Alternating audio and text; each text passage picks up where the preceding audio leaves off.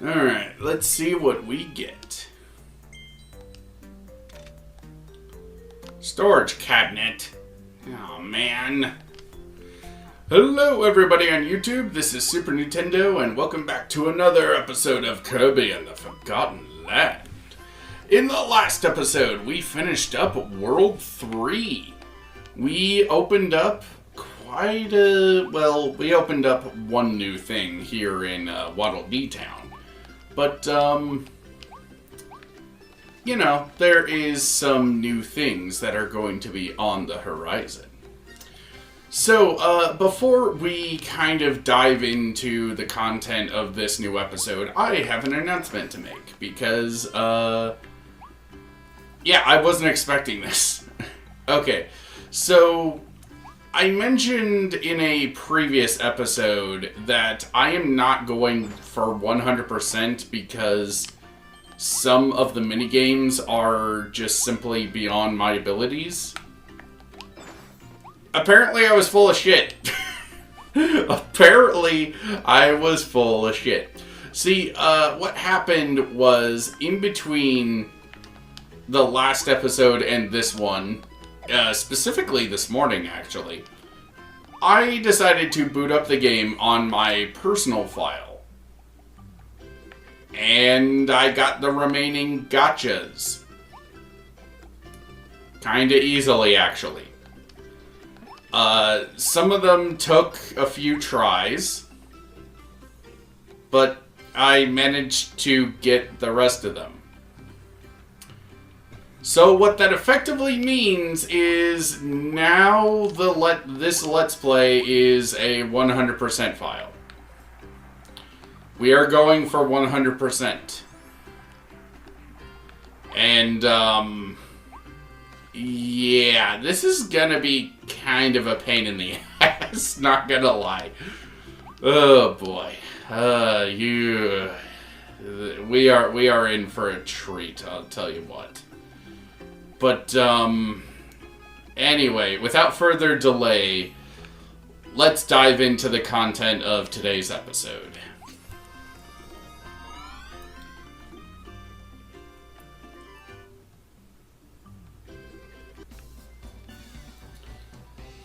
So, we are going to begin World 4. Brr, we're not going to stay here too long, right? I might freeze. Northeast Frost Street. Let's-a go.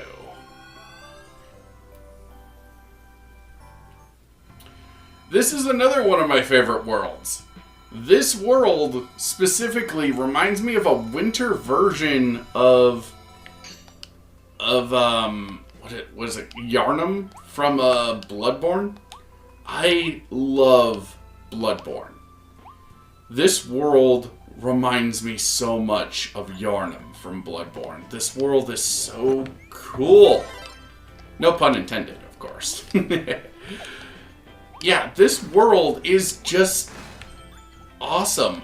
See, one of the things with me is I get hit by penguins. It's a very common problem. But besides that, I love the cold. I love snow. I love cold. I love the cold air. I love the way that things look in wintertime. And I love Christmas. Like, Christmas is one of the few times a year that I just genuinely love. See, as I've become a cynical adult, I've kind of lost a lot of appreciation for a lot of stuff as I've gotten older. There's a lot of holidays that I just don't find a whole lot of joy in anymore. Like, I still celebrate them, of course, because it's like a family tradition sort of thing, and, you know, if nothing else, like, it's nice to see the family and stuff like that.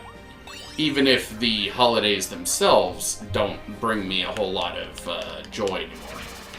But, I I honestly don't know if that's specifically because I'm just a cynical asshole now, or if, like, these holidays are just not as entertaining for me because I'm not a kid anymore. But, whatever the case, I just don't find a whole lot of joy in a lot of these holidays. Christmas is one of the few exceptions. Although I don't really become like, I'm not like a little kid with the whole, like, opening presents sort of thing. Like, I'm not like, oh my god, thank you so much, this is exactly what I wanted for Christmas or anything. I'm a lot more subdued now. Than I was as a kid, which I have no idea if that's natural or not, or if I really am just like a cynical asshole nowadays. It's kind of one of those things that I kind of don't know if I should bring up or not, because I've said this in a previous episode, but I'm kind of autistic, so like a lot of like social cues just kind of go over my head, and I have a hard difficulty with like reading the room sort of stuff. Like that sort of stuff is a lot harder for me. So like I don't know if that's one of the things that I should bring up, or if I should just kind of keep to myself, which I guess is moot anyway, because I'm putting this in a public video that anyone could see, but at the same time, no one watches my fucking videos, so who cares? I sound really bitter, but I swear, like, I don't know. Yeah, it's just, I don't know if that is one of the things that I should bring up, or if I should just kind of keep it to myself.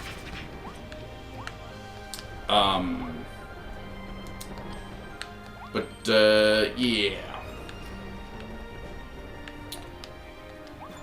In any case, like, Christmas time is a very wonderful time of year, and it is a time for many things, including a time for fire.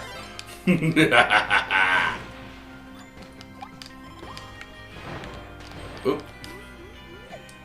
Ah, crap. Can we shoot you? No. Nope. Oh, crap. We are going to die. We're going to die. We're going to die. We're not going to die. Hooray! Okay, I think we need Ranger for this. Luckily, any enemy with a power ability does actually come back.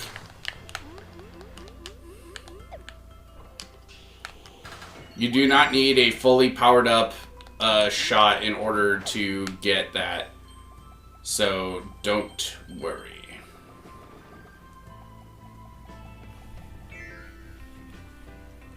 Okay, let's see what we need to do now.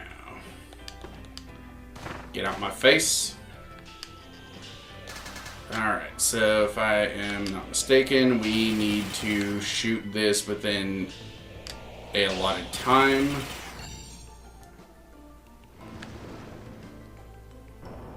Which I guess wasn't a big deal.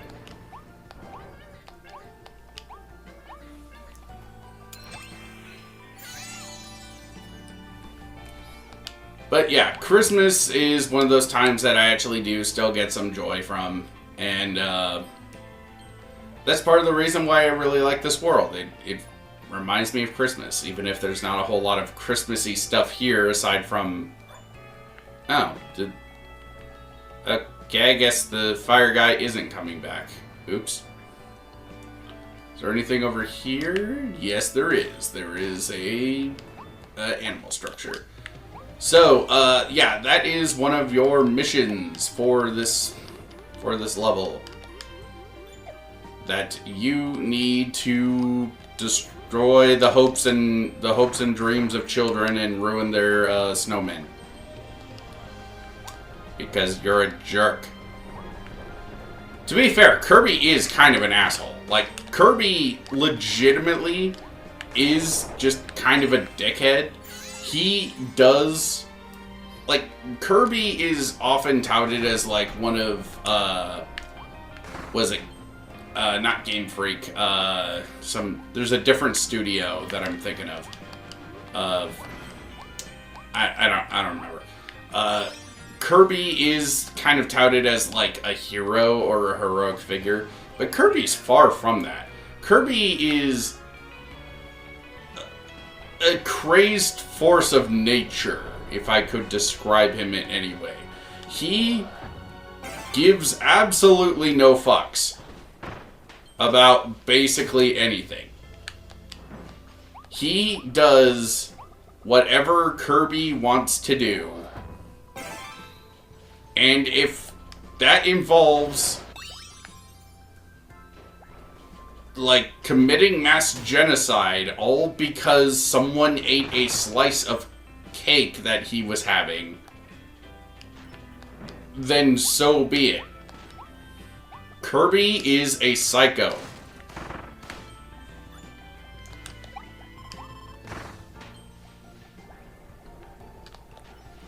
Okay,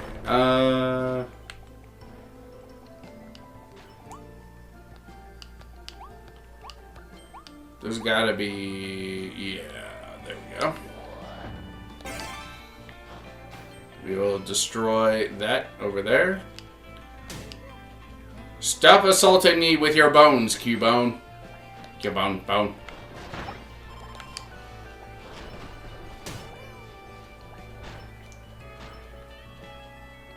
I don't care what those things are called. As far as I'm concerned, they are Cubone. Cubone, bone.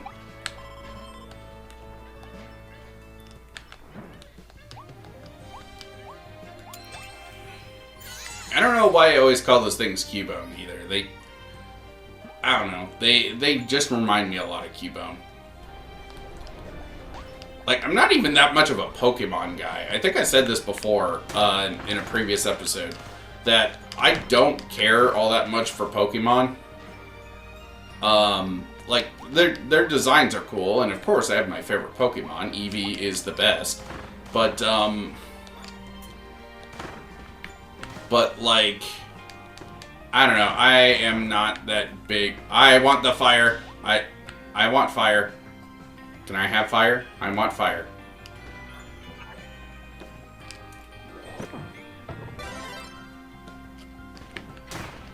How dare you try to take fire from me?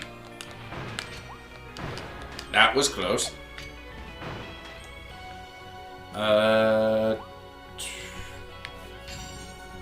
Okay, there should be...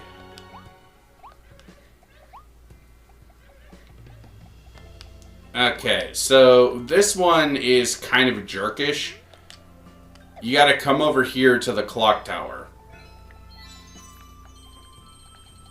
Let's see. There should be one more snow figure around here. Okay, I think I missed one, so we'll do this again, but I'll just show where the last one is.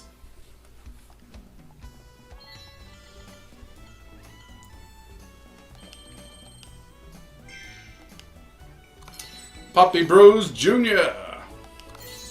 Monkey. Warp Star. Blooming Flowers.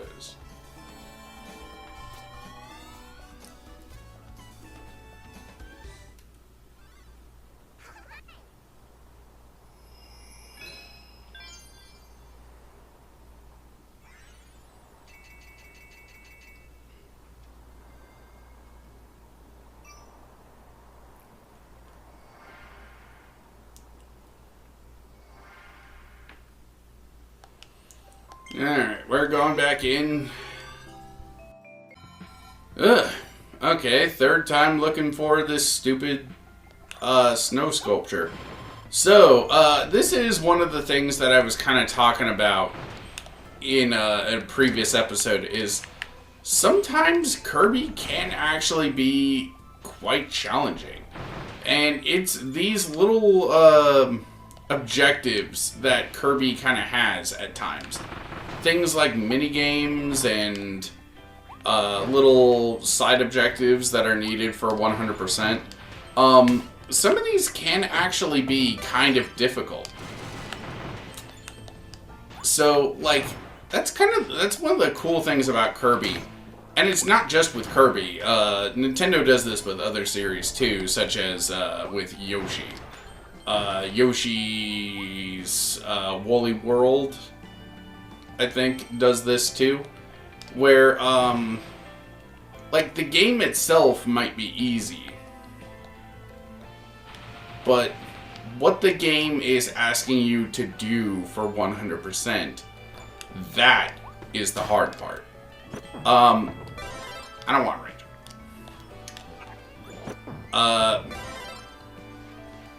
And that is actually pretty freaking cool. Because it kind of creates this, like, this Crash Bandicoot sort of thing. Like, Crash Bandicoot is often seen as a series that is really easy to 100%, or is really easy to, or relatively easy to beat, but is really difficult to 100%. And that's one of the cool things about Kirby, is it kind of has that same kind of design mentality as well. That Kirby is really easy to play overall, but if you want 100%, well, you gotta go that extra mile. And that extra mile might just kick your butt. Especially with the Coliseum modes that we are going to be doing. And I warn you, Coliseum modes in Kirby are notoriously difficult. There it is. There it is. There's the last one. I knew it was in a place that I had walked by like 1,000 times. I did not see it. Okay, but yeah, the Kirby is actually pretty difficult to 100%. So if you're not prepared, it'll catch you off guard.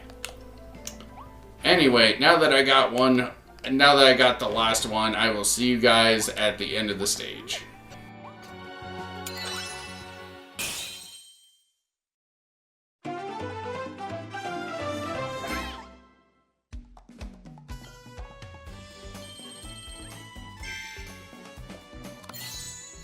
Strong-armed beast, Gory Mondo.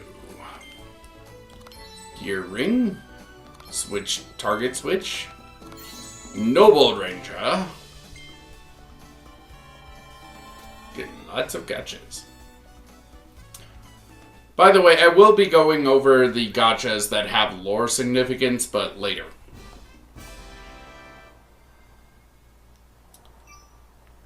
Okay, I am going to make another recording. I will be right back in just a momentito.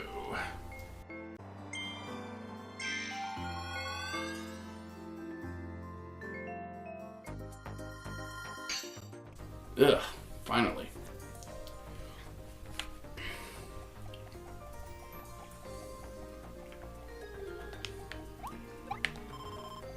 Alright. We haven't slept in a while, so let's sleep.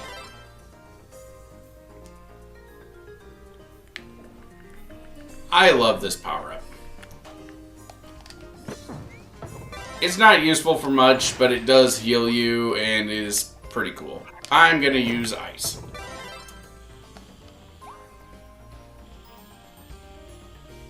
We haven't used ice in a while, so it's perfect. Plus, with ice... Wait. Yeah, we don't... I think we skip around a little bit more on ice, but not as much as we otherwise would. Ow. Jerk.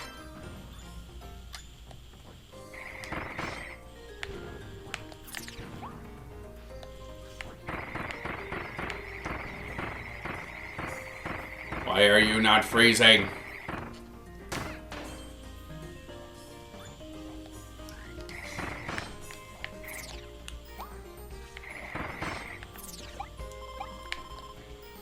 Okay.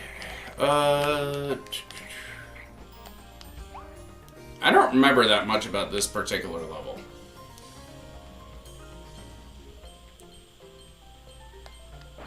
By the way, in case anyone's wondering, no, I never went ice skating. I was never that much of a skater.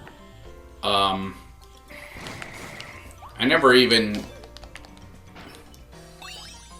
was that into things like roller skating or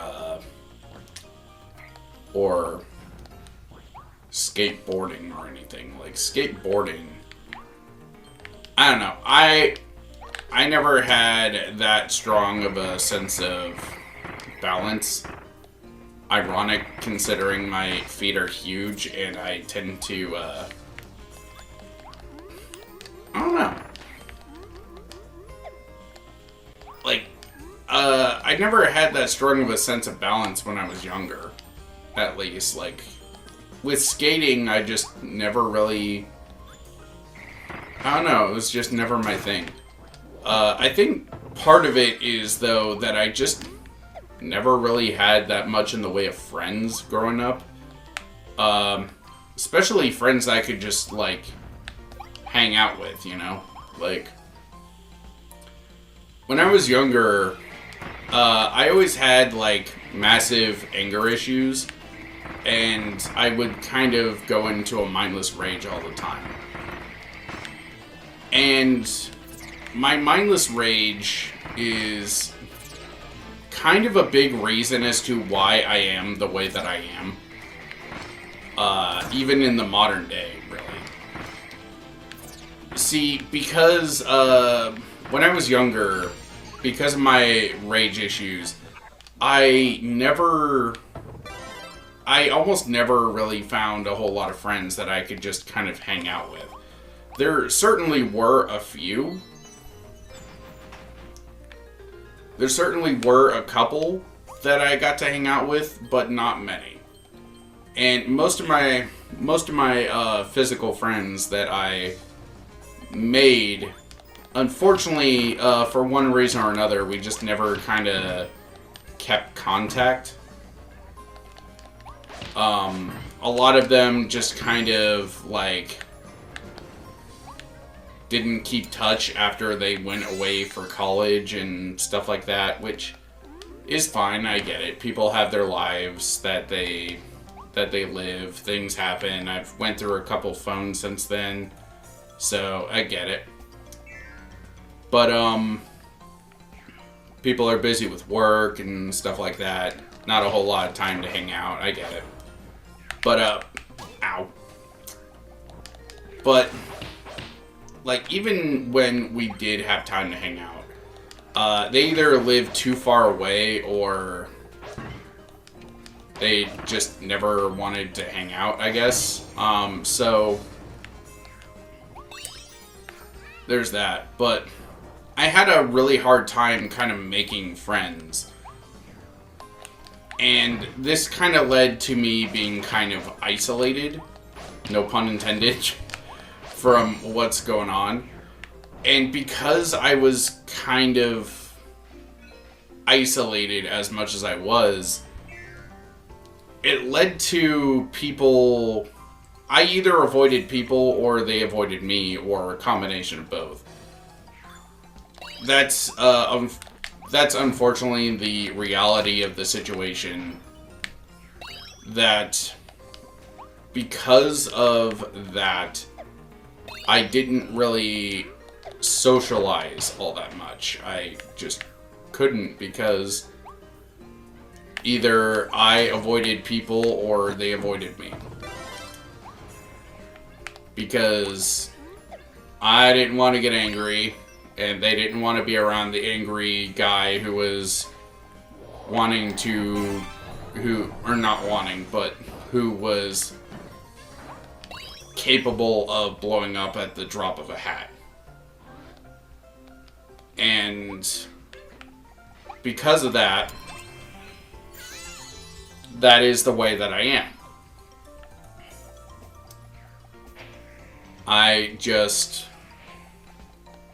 unfortunately, have very little in the way of social experience, and I've come to understand that in the last couple years, over the years, really, that this is why I have so many of these issues.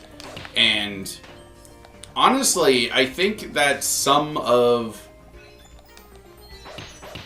like a lot of the things that I've been diagnosed with, I honestly do think are more so due to that than me having these actual conditions.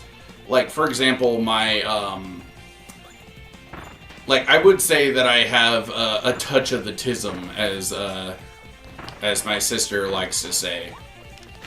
But I don't think it on its own is really all that severe. It's basically just the reason why my autism seems to be as bad as it is because I have next to no social experience, because either I avoided people or they avoided me, or both. And it's fine to understand it, but it's a lot harder to kind of fix. Also, I really like this, that the different mouthful abilities are not always activated through the same objects. Like, previously, when you used this ability, it was through a traffic cone. Now we're using a like a speaker or something like that. So it's kind of cool that not all mouthful abilities are obtained via the same methods.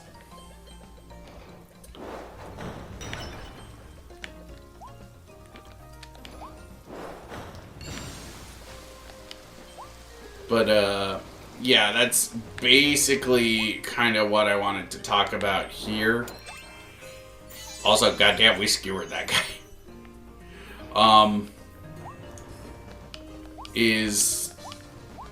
That's kind of a thing with me, is that I just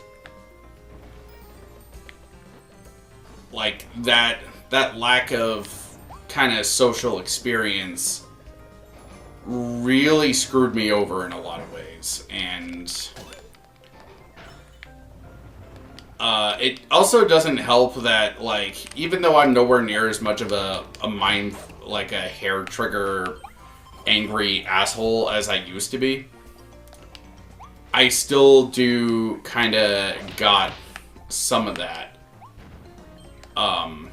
Because something that I've kind of learned in recent years is people don't change.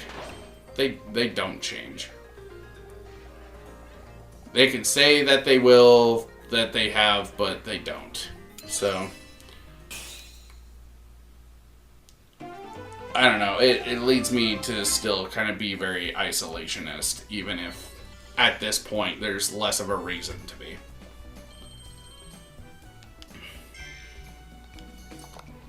Bronto Burt, steak, Maxim tomato.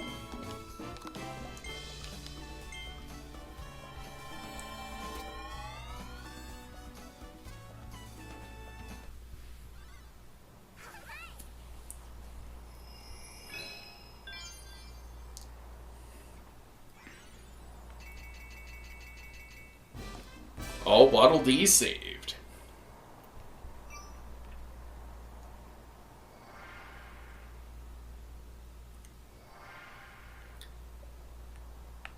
Alright. I think that will do it for this episode. Next time on Kirby and the Forgotten Land, we are going to explore more of World 4. That rhymed. Alright. See you guys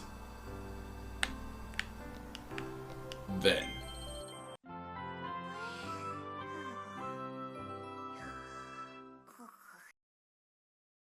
Sit on the sinking square window!